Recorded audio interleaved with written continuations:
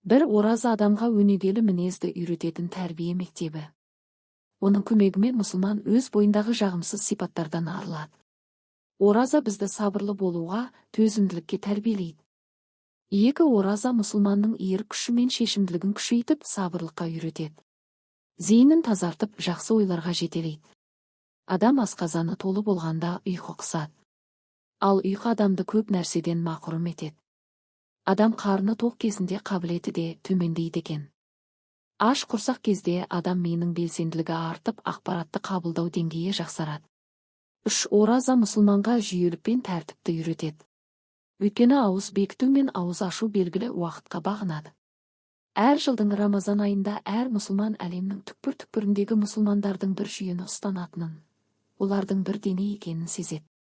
Төрт ораза мұсылманды айналасындағы аш адамдардың күйіне енгізіп, мұсылманның бойына мейірімділік, жанашырлық, бауырмашылық секілді сезімдерді оятып, пақырларға, жетімдерге және жесірлерге қарайласуға итереді.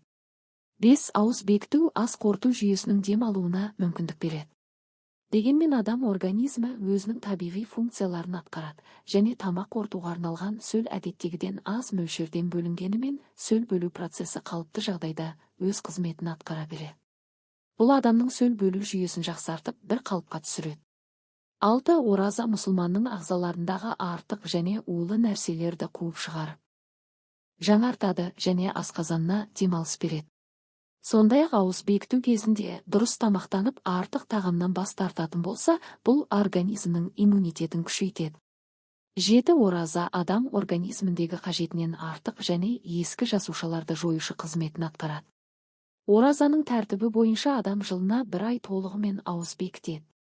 Күніне кем дегенде 14 сағат жеп-ішуден тыйылып, одан кейін бірнеше сағатқа аузын ашып әл жинап алу қажет.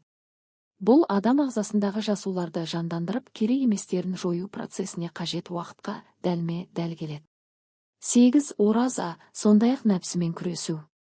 Адамның табиғатына сай жағымсыз қасиеттердің ең зияндылары қарын тойдыру мен жыныстық құмарлықтары. Ораза мұсылманға ең алдымен осы екеуімен күресуге дағдыландырады. 9 бір ай бойы нәпсімен күресіп, бірте-бірте нәпсісін толық билеуге ұмтылады. Рамазан айының оразасы мұсылманды осы күресті нығайтуға жетелейді. Күрестің алдында нәпсісі оның билеушісі болған болса, енді әрине оразаның талаптарына сабырлық танытса, ол нәпсісі мен құмарының әміршісіне айналады.